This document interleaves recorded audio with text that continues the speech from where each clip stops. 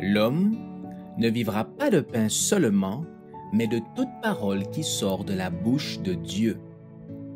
Voici votre moment de méditation quotidienne.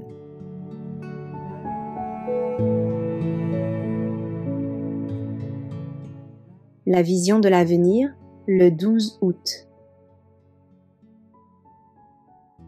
Quiconque a cette espérance en lui se purifie, comme lui-même est pur.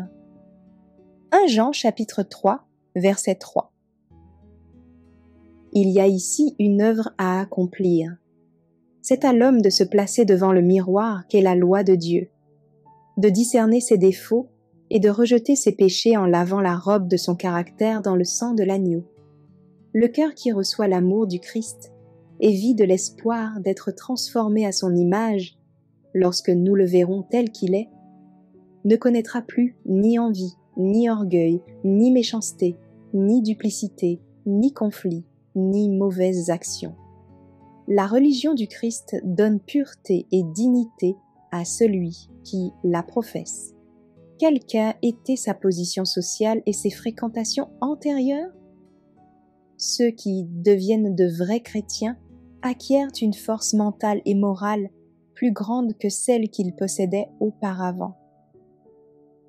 Tous ceux qui étaient avilis par le péché et le crime peuvent, par les mérites du Sauveur, se trouver placés dans une position à peine inférieure à celle des anges.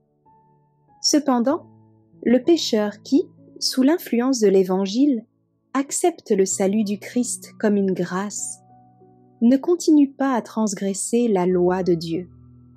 Lorsque la lumière de la vérité pénètre en son esprit, qu'il comprend pleinement les exigences de Dieu et se rend compte de l'étendue de ses fautes, il réforme sa manière d'agir, devient fidèle à Dieu par la force que lui communique son Sauveur et mène une vie nouvelle empreinte de pureté.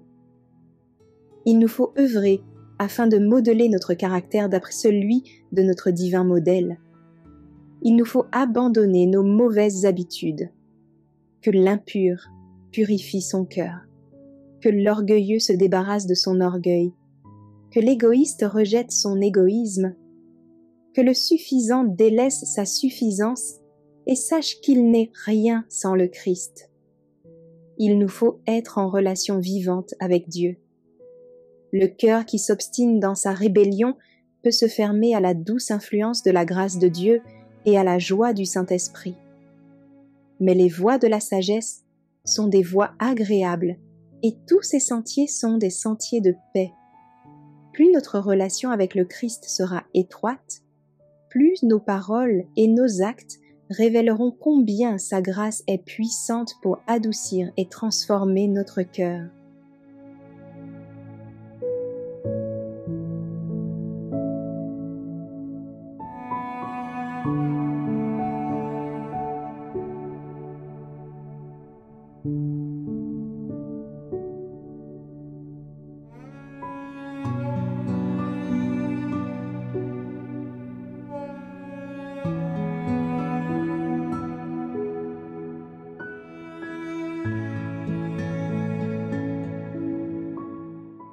Merci d'avoir écouté cette présentation. Assurez-vous de nous rejoindre demain pour votre moment de méditation quotidienne avec lereste.org.